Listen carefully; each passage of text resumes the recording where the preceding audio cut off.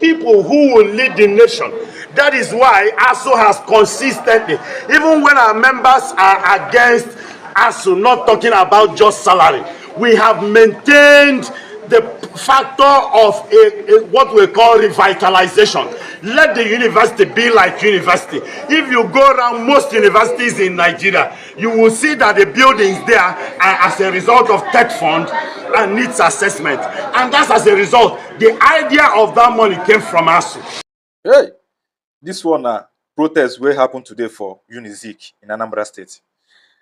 Some group of lecturers mounted a protest today, and it is about the incoming vice chancellor of the university. From what I can see in the video, they're saying that this person is not a professor and has never headed any department in any university. They also accuse ASUU of trying to play politics with Unizik. Now, the person that I heard that is about to become the new vice chancellor is the former governorship candidate of APOGA in Ebonyi State, Professor Ben Odo. I think I heard he's the one that is about to be crowned the new vice chancellor. And this is the person they are protesting against. I want you to watch the video and then sit first. Thank you. People who will lead the nation. That is why ASUU has consistently, even when our members are against ASUU, not talking about just salary, we have maintained the factor of what we call revitalization. Let the university be like university. If you go around most universities in Nigeria, you will see that the buildings there are as a result of tech fund and needs assessment. And that's as a result. The idea of that money came from ASUU, not from the government. So every project you see, there is no university in Nigeria that has less than 70% of the projects not from needs and tech fund. So ASUU cannot compromise standard. ASUU cannot play with what it requires to make sure that university remains a citadel of learning, a place where youths are trained for the future of every country. That is why the standard is 25-26% budget of a nation to education, to make sure that, because it is training that matters most. If people are not properly trained, that is why things go wrong. And a professor's salary cannot even take him to Abuja by flight. I am a professor. My salary cannot even take me to Abuja, not to talk of coming back. Yesterday I was checking for flight and it's 500 plus. Just to go to Abuja or Lagos. You can see, yet we are not struggling just for salary. We are struggling for the environment, for the youth, for their children. And because their children are not here, that is why they are constantly bastardizing the university system. Because their children train abroad, because they have the resources, the taxpayers' money to send their children abroad. That is why they don't care about the common man. And the common man ends up being kidnappers. The common man ends up being touts. The common man ends up terrorizing the community because they have security and army protecting them. We don't have such. That is why this is on the increase. If government will pay attention to what happens in the university, universities will make the country work better. We are calling on the President of the Federal Republic of Nigeria, His Excellency President Ahmed Tinubu, to please come to our rescue, because what is happening here is rape of democracy, where an advert is handled only by external, not even all the external members, but because they are being forced or they are being cowed by the pro-chancellor, they all fall in line. But the truth is that as politicians, they will act as if they are together, but they are not together. It is important. We are calling on the federal government to help us. If they do this, assuming they install somebody who is not a professor in this university, it will happen in other universities. And before you know it, they will get businessmen, they will get native doctors to become vice chancellors. Somebody who has not headed a university by being a head of department, director, and so on, cannot understand the nitty-gritty of the university interplay. And so it will be dangerous to have such persons lead the university. That is why we are saying, no matter what the government is planning, let them know that the sanctity of university, especially Unizik, is at stake. And we are calling on them to come to our rescue.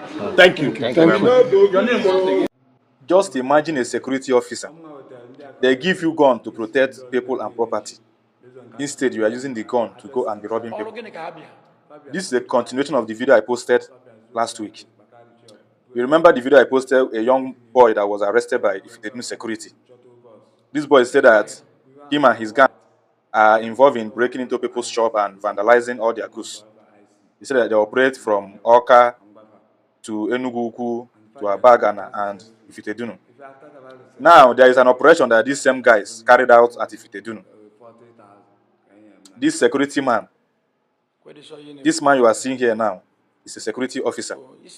According to him, he is the one that gave these boys the connection to come and rob that shop. He was one that told them that there is a lot of goods in that particular shop at Ifitedunu. And when these guys were carrying out the robbery, he was outside looking around to see if when anybody is coming so that he can inform them. He's the one giving them information outside. Mountain Highway C. I want you to watch the full video and see things for yourself.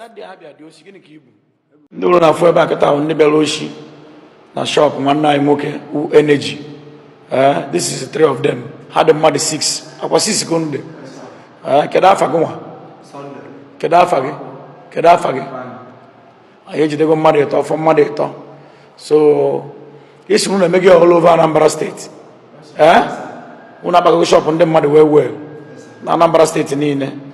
Okay. So kedu nkuneje manoka manenugu manabaga na mebe ndozo di iche manogidi mana ebe ndi ozo unu neje gasi oli onye osu neje if I osu neje kedu nko osu nu weje Joshua Ifitedunu kedu onye wote the connection meto onye nko aka if anyị ogwo wote the connection na ekusi okwu ike ogi wote the connection haji bi oli na nke energy Keke isi we mie. Usi okwu ike o.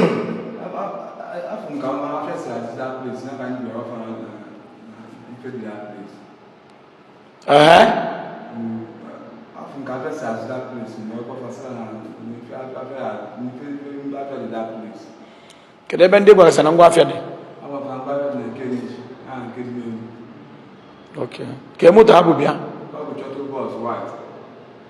Kede yegu abudade.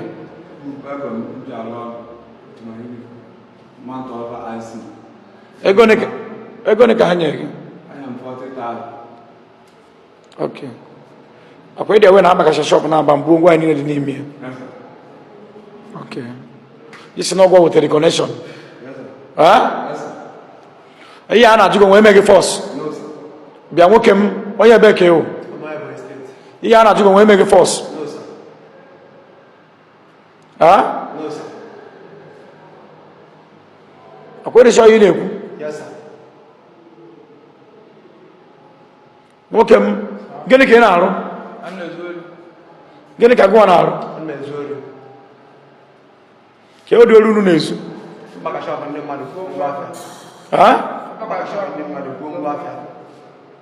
Okay. Kedu onye ru kọneshọn nke na-eji unu je? Ifeanyị. Akwa dị shọ? Yes sir. Ifeanyị. Akwa dị shọ na gị nya kọneshọn nke unu je? Yes sir. Kedu ebe nje dị oli? Junction Ifitedunu. Unu je dị oli. Na nke onye? Kedu ebe wote the connection? Kedu ebe wote the connection? Ego ne kenye gị? 40,000. Dada na ezuru osi kedu ihe ibu? Ebu mpọmpụ ndị arụ ọrụ. Okay.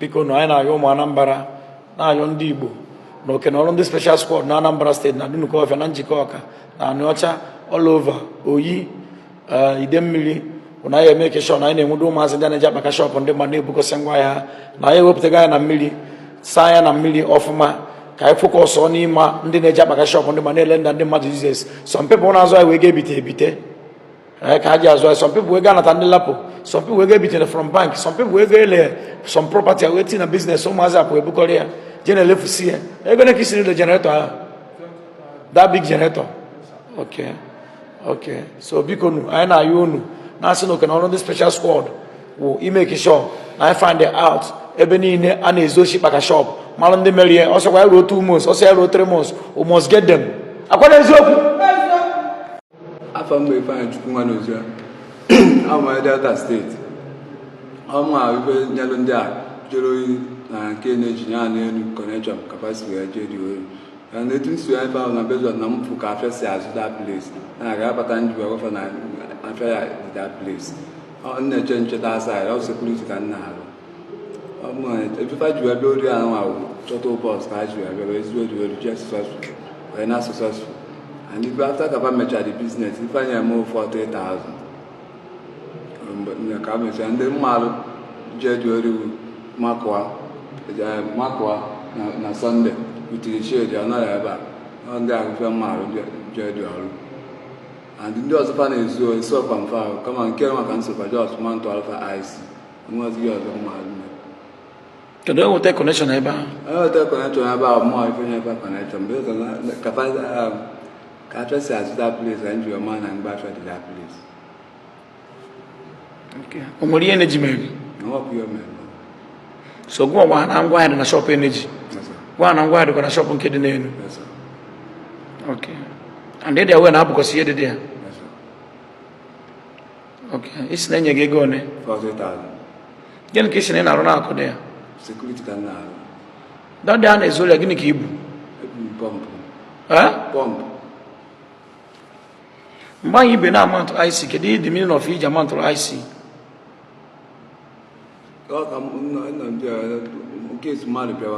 mmadụ bịa ka ime gịnị kedu ihe iyi that day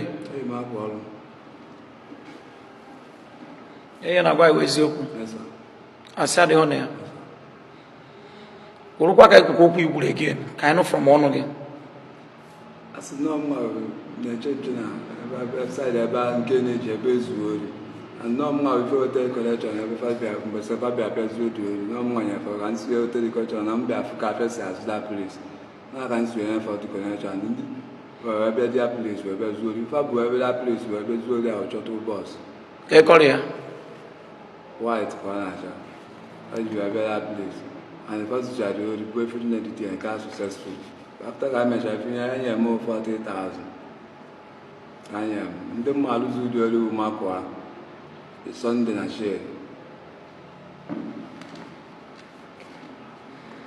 Okay, how long comes Oceana? About 2 months ago. You believe in a special squad in Mudun? No, sir. Who told you Mudun get order? I don't supply. Where did the Guinea? I have no one ever some the case. What again? Same as Sangue Pizu. How is you working in Puketa? Yes, sir. So you in Puketa is Bezoku. I said the one here. And we make a force. No, sir. No, Pusoku. No, sir. How my Delta state? I'm now with the India connection. Case we are building and Kenish. This one can't swear to come address that. All organic Abia. Fabia Zuri that place. Fabia Zuri that place. Bakari job. Where we fit in here. Man getting you. Fab we are motor. Choto bus. Kekolia. We want a child white. My if you want to for IC. This one for every day. Man to for IC. Magam case Mali Baba. I'm Bafa. And Fajia the organ successful. If you have talked about the same, Fajia said you if more 40,000. I am not all. Where they show you new. I enjoy your name. So it's not going with a guinea. Connection you ever do. Take his man and go ahead at the shop. Can't say at that place. Okay. Ndoli or do never be. Oh my God. What is this? We have the mal there of my God. Cherry with the Sunday. You know who is you. I said the honor. So it's an getting that day. Have you seen a cube? Every pump, every Benja. Getting a canal. No security. You will be giving out change. Yes, sir. Huh? Yes, sir. We didn't maybe or the ma. I been there. I just sold in Okisa, wedge. A badge in a bag and so. A badge in Enugu, so some conjunction if they do not kiss. And don't go with the connection conjunction if they do. Yes, sir. Huh? Yes, sir. He knew with the show you knew. Huh? I didn't try you. Hey, na why the question you know? I didn't try you. I go one make force. The question not go with the connection. How you made that thing? Yes, sir. Can you come video with connect to one?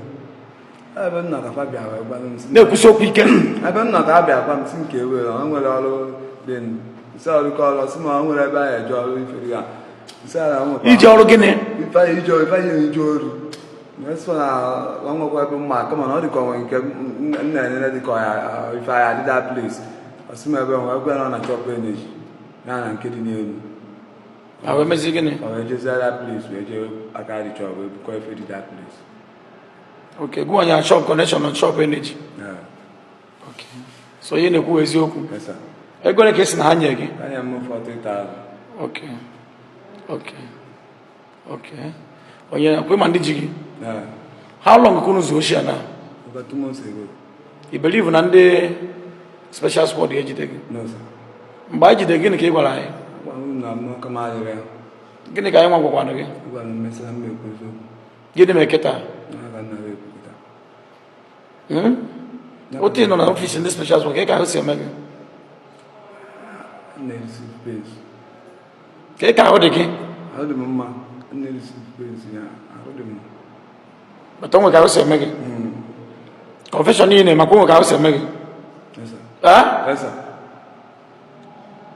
I couldn't feel you, I couldn't feel you, and I go. No, so quick. Over 2 months ago, I know there's a good thing led in why. You believe in I today? No. Okay.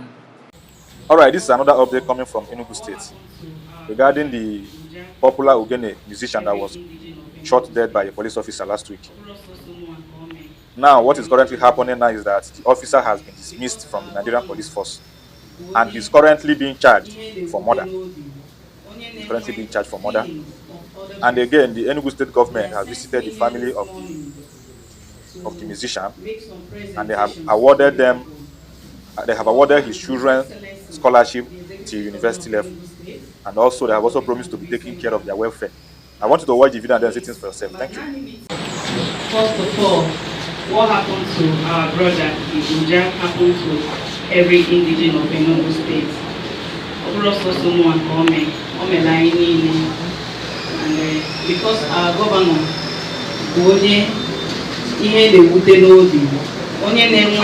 feelings of other persons, he has sent me here this morning to make some presentations to you people. Number one, His Excellency, the Executive Governor of Enugu State, Dr. Ifitedunu had, in his magnanimity, he had awarded scholarship to the children of Igbo Jah to university level. Secondly, the state is going to take care of the welfare of Mrs. Igbo Jah going forward. So when we are done here, and also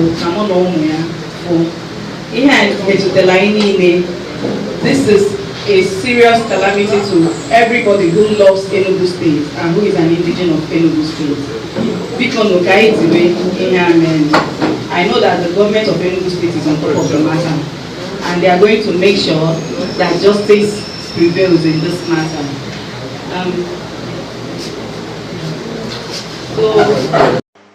Doc before Chief Magistrate Ngozi Edani at the Enugu East Court 1 is a dismissed officer Joseph Ozowanji, formerly of the rank of an inspector attached to Anti-Cultism Police Squad Enugu Command.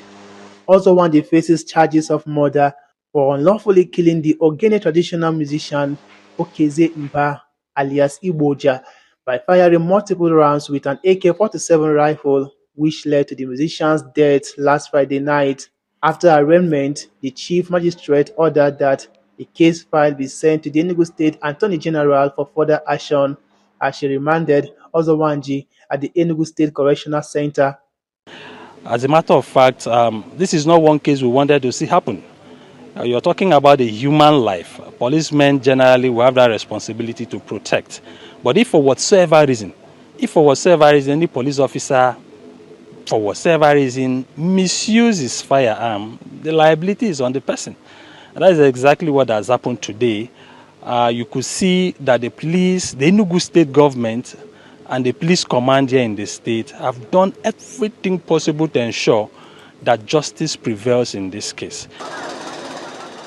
While Monday court session was on, the Enugu state government demonstrated more support by again paying another visit to the family of the late musician less than 24 hours. This time, the government announced scholarships for Igbo Jah's children covering the education up to university levels. We're also here to tell your people and your husband's people that whatever that is your concern and your welfare is now the responsibility of Enugu state government. That will make sure that you're well taken care of and the impact of your husband's death will be cushioned. Both the Enugu state government and the Nigerian police have reiterated their commitment to ensuring that justice is fully served in this case.